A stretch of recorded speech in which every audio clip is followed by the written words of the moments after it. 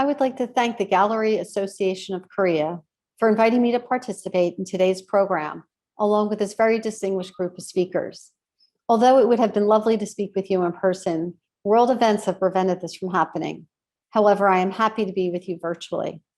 I've been asked to talk with you today about the appraisal regulatory system in the United States and how the Appraisers Association complies with the regulations and agencies that have oversight of the profession. I look forward to explaining our system, but I ask for your patience at the start of my presentation. At first, you may be asking yourself, why is she talking about real estate when we are all involved with the fine and decorative arts? I hope that it will become clear as I move through my presentation. The current regulation system in the United States was established back in the 1980s when there was a significant financial crisis that stemmed from bad mortgages made by real estate appraisers. It was quite serious. It resulted in the failure of nearly a third of the over 3,000 savings and loan banks in the United States. It was also a huge financial loss to the public. Hence, the government created the Financial Institution Reform, Recovery, and Enforcement Act of 1989. We refer to this act as FIRREA. FIRREA has a mandate to set the guidelines for real estate appraisers. FIRREA established a real estate appraiser regulatory system. It involved the US federal government, the 50 states, and the US territories, and it also established the Appraisal Foundation. FIRREA stated that all real estate appraisals be performed in writing and in accordance with standards by individuals whose competency has been demonstrated and whose professional conduct will be subject to supervision.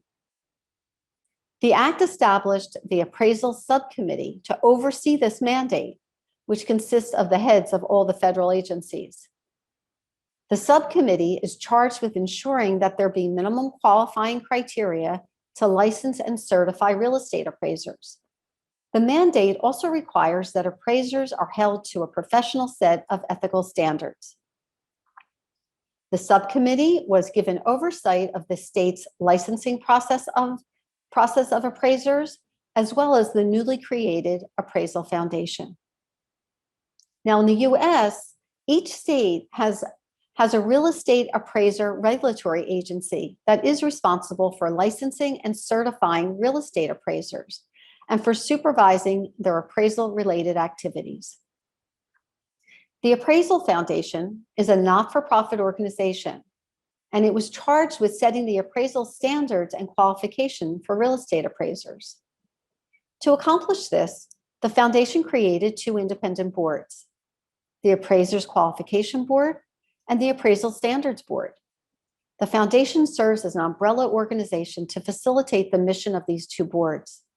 The foundation appoints the members of these boards and provides financial support and oversight.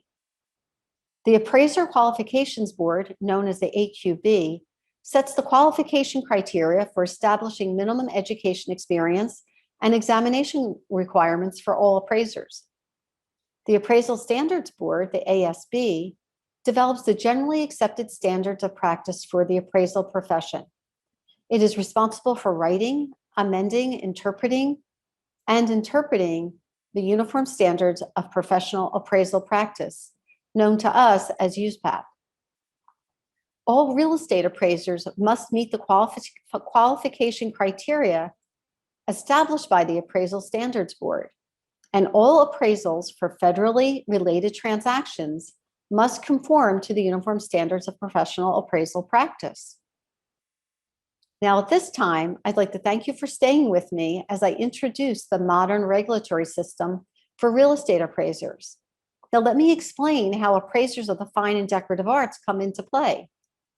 In the United States, there is no licensing for art appraisers. However, like real estate appraisers, we too are appraising high value property. Of course, the property we are appraising is art.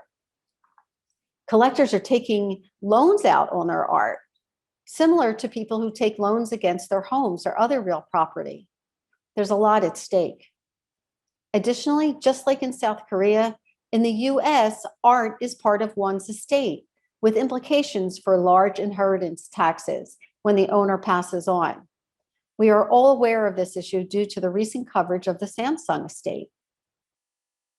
The U.S. tax agency, called the Internal Revenue Service, has been aware of the standards and qualifications for real estate appraisers and began to refer to them as a measure for the quality of the appraisals they were receiving for donations and estates. The Internal Revenue Service is known as the IRS. The IRS regulations has always suggested that fine art appraisals follow these same guidelines, but it was not written into their regulations. Well, that was until 2020, when the IRS issued their latest regulations for charitable contributions, i.e. donations. The IRS requires that appraisers be qualified to perform the appraisal and that they be a qualified appraiser. So what does this mean? This means that the appraisals submitted to the IRS should follow the standards of USPAP and can be completed by an appraiser that has the demonstrated education and experience to perform such appraisals. At the same time, the Appraisal Qualifications Board has also established qualifying criteria for personal property appraisers.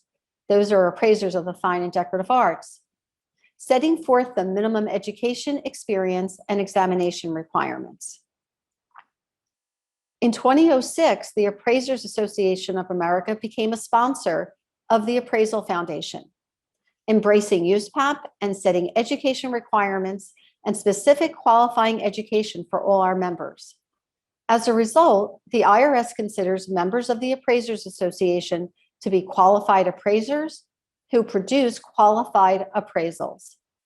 Our members not only meet the educational standards, but they also have to comply with our code of ethics and continuing education requirements. As I just noted, the Appraisers Association of America is a sponsor of the Appraisal Foundation. A sponsor of the foundation is an organization that agrees to uphold the foundation's mission to ensure public trust in the valuation profession. To ensure that my organization is in compliance, I'm required to complete a very long and detailed report every 2 years, which is then reviewed by the admissions committee of the Board of Trustees of the Appraisal Foundation. The information that they request includes the following: a statement that certifies that I agree to support and promote the vision and mission of the Appraisal Foundation. Their vision statement is to ensure public trust in the valuation profession. Their mission statement: the Appraisal Foundation is dedicated to promoting professionalism and ensuring public trust in the valuation profession. This is accomplished through the endorsement of standards, appraiser qualifications, and guidance regarding valuation methods and techniques. As an organization, we need to confirm that the Appraisers Association is a nonprofit organization recognized by the IRS. In addition, as a sponsor, I agree that I shall adhere to the code of conduct for sponsors of the Appraisal Foundation as adopted by their Board of Trustees. They additionally request documentation that demonstrates financial stability of the association.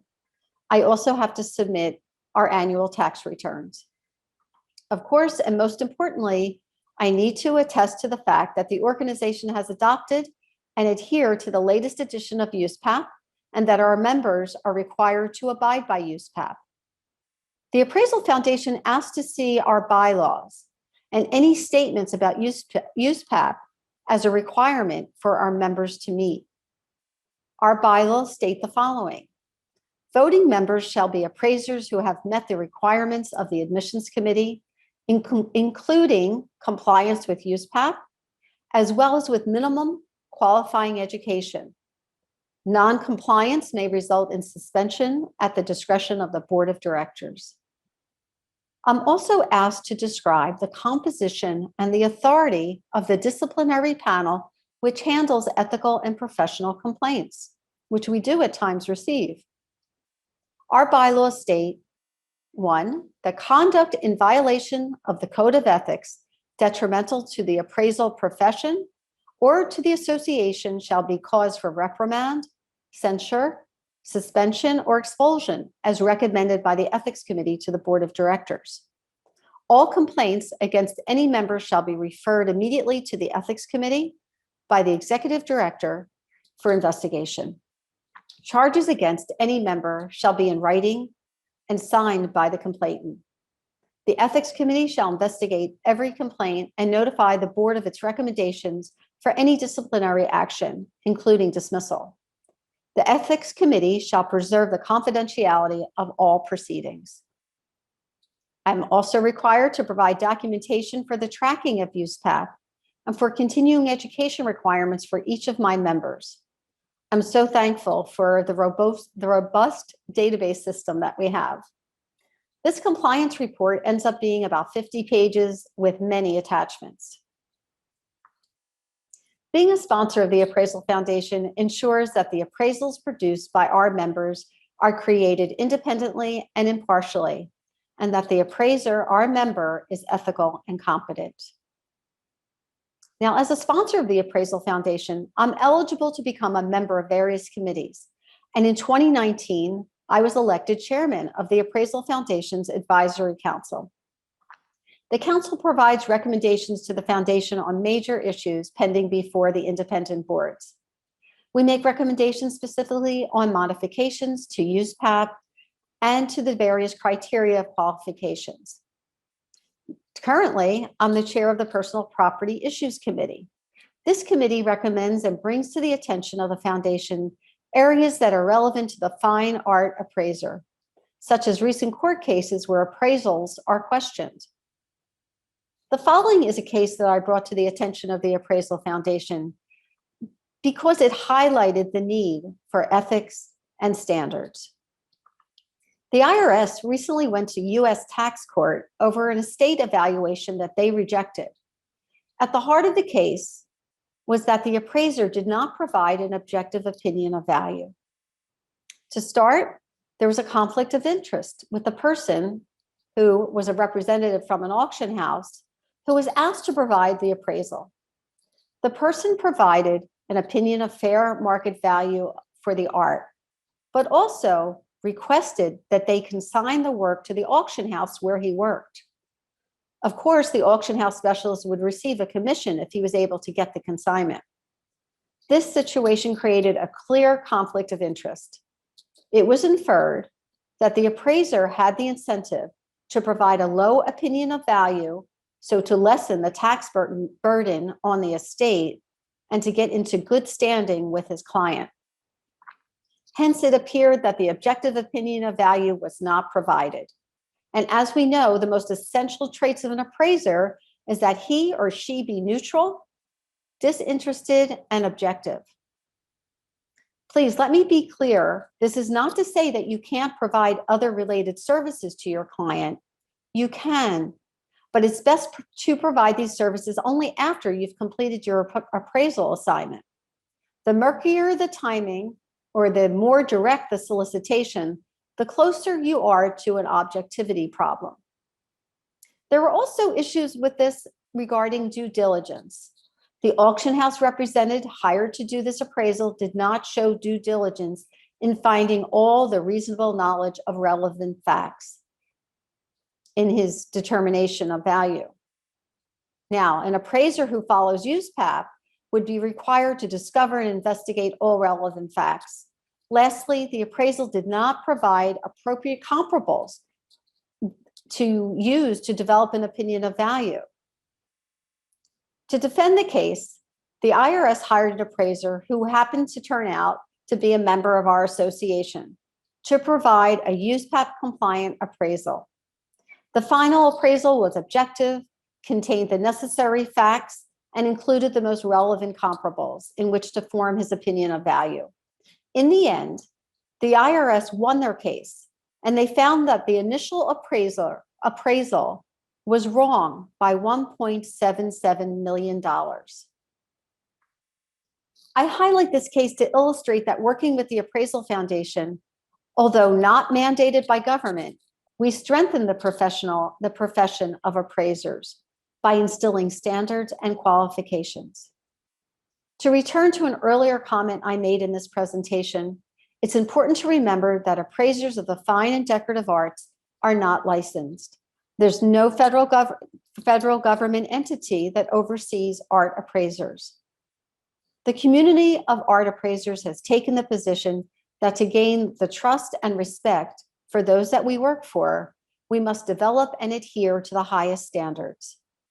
Because of our stringent criteria, the estate attorneys, tax accountants, insurance companies, and banks that we work with know that based on the appraisals that they receive from our members, they can trust them and they are making wise decisions for their companies and for their clients.